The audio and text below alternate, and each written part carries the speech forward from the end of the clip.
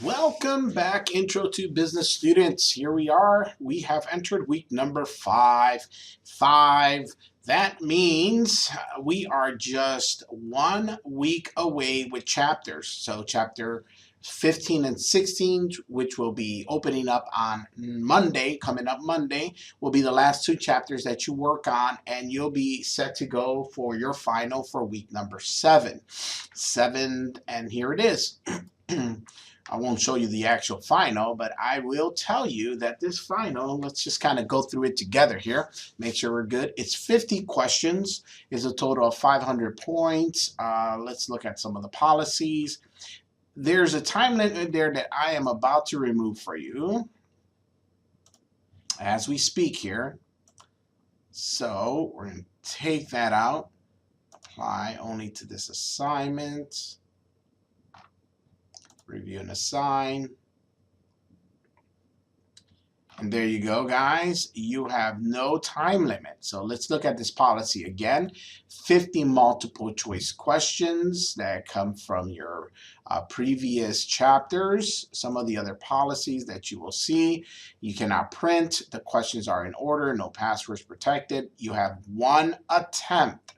You have one attempt, guys. You can't do this twice. So one shot. Please make sure you have no time limit. You should have plenty of time to pass this without any issues. That's your final. All right, so going back to Blackboard, week number 5. Well, let's go back to week number 4. Week number 4 was chapter 11 and 12, and we discussed Tesla. I'm looking forward to hearing about your target markets and what you had replied to that. Pretty excited about some of your things. If you're watching this video, you obviously got the hang of our courses. It's week number 5. For the most part, I think we've discovered that most of our online students in this class have figured this out. There is plenty of you guys that have taken advantage of answering or replying to this. As you can see, you'll probably see your name scrolling here, but this is all your replies. Well done, my friends. Well done. We will be reading through that this week. And next, or this upcoming week, week number 5, we are going to be discussing, if this ever works here, week number 5, we are discussing, again, target marketing. Oh, so this is going to be a good one.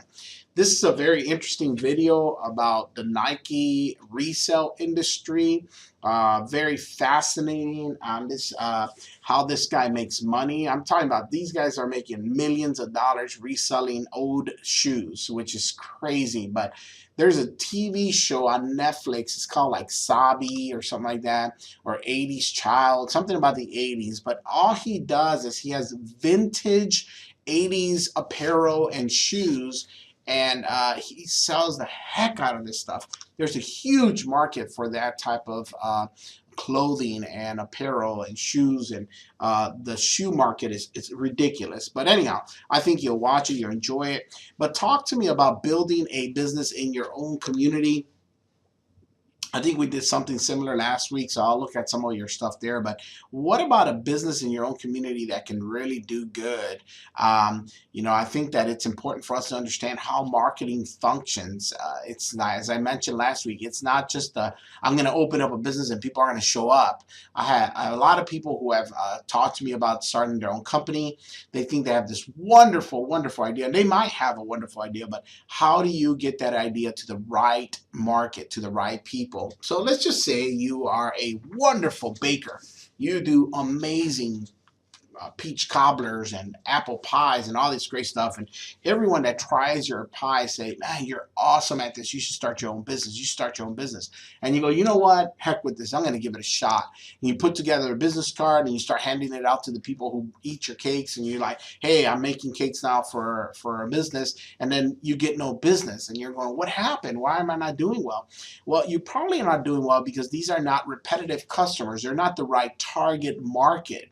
These are people that that might enjoy your cake one time, but they're not going to repeatedly buy that. So maybe if you did some more customer research, you discovered that a consistent a customer will be maybe someone that has already a coffee shop that's not looking to bake their own pastries and will buy your pastries on an everyday basis. That might be a better target market for you. Or you discovered that maybe teachers or businesses buy on a weekly basis, they buy their employees cakes, and that might be a better option than depending on that person from church that says they love your peach cobbler all the time. They're not going to buy it consistent enough. So target markets are very critical for a successful business to continue. So I would recommend you taking your time, maybe doing some research, finding out what the market is in your environment, in your city. What's the demographics? Are they a certain age? Are they a certain cultural background? Do they have certain traits in common? And what would those a group of individuals be more likely to consume or buy?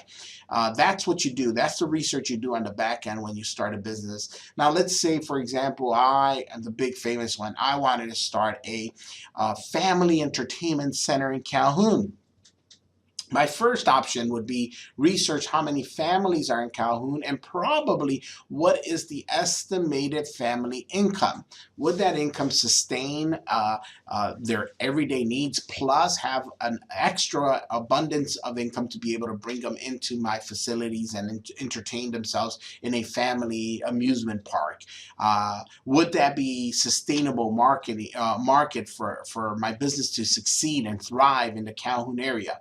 Of course, I've told you this before, that will not thrive in Calhoun because the people are barely paying their bills, let alone going and spending hundreds of dollars to entertain their children. That's not going to happen. People like Target and all the big stores, they look at what the average income is in a city to be able to bring their business in. If they feel that their business is going to be successful because there's enough money to go around, then they'll do that. If not, they'll just forego building a business there. So it'd be interesting to hear what you have to say. Other than that, guys, let me show you something that happened here recently, and I think a lot has to do with you. So this happened. That's yours truly. I won the Rick Perkins Award for the school. What that is basically some of my colleagues have nominated me as the Teacher of the Year. It's a very humbling situation to be in. I don't consider myself any different or any better than anyone else. I think that everybody that's teaching in this level are doing it because they enjoy and they love to do it. It's a lot of great people in this school that love what they're doing and they do a heck of a job. But I do commend you all because you're the reason for my passion. You're the reason for my excitement. If you know me anything outside of the school, I am driven by a passion to help people, and I feel like I'm making a difference. So that's the reason why I come to work every day. And I'll share this story with you because I think it's something that maybe motivated people to see a little different of my concern and my I guess connect with you. So I had a speech I had to do in front of a panel, and the beginning part goes like this, and it says, on that day, the children ran to get in a circle as the kindergarten teacher had instructed them to do. As the class began to get in a circle, a little girl begins to scream and point at the boy next to her and starts crying. The teacher runs to her aid and asks, "What's wrong?" The little girl then replies as she points to the boy next to her, "He has no hand." And that's where I go, well, that little boy is me. There you go. I was born without a hand. The speech continues to say, that was the day I discovered that I was different. I'm no stranger to challenges. And the speech goes on, but it basically describes my life as one of challenges and struggles. That's just the beginning of my story. Of course, if you want to hear more, you can look me up on Facebook. There's an interview I did with TBN in regards to that. But my point of sharing this with you is because I understand that some of you are watching this video now who are working a full-time job, who have families you take care of, and who have other issues, health issues, maybe some other psychological issues, or many other things. And sometimes it feels like it's overwhelmingly stressful to continue. But that's why I try to encourage you. I know what you're going through. I understand some of your struggles. I might not know exactly what you're going through personally, but I have my own struggles that I've gone through. And I did do as many of you have. I took night classes. I went to school in a community college to get started. I rushed after work to do my homework. I was trying to raise a family, start a business, maintain my relationship with my wife. So I understand that sometimes you go through hardship, but I want to encourage you guys. You're not alone. Please let me know if I can help, and I hope that everything's going well in your life. If you ever need someone to talk to, my doors are always open. Coffee's always ready to be brewed. I hope you're having a good week, everyone. Thank you for being such a wonderful group of students, and I appreciate you. I want to let you know that I'm here for you, and we're almost done. 2 weeks away, you're going to look back, and it's going to be over. So keep it up, keep doing a good job, and we'll talk to you soon. Have a wonderful week.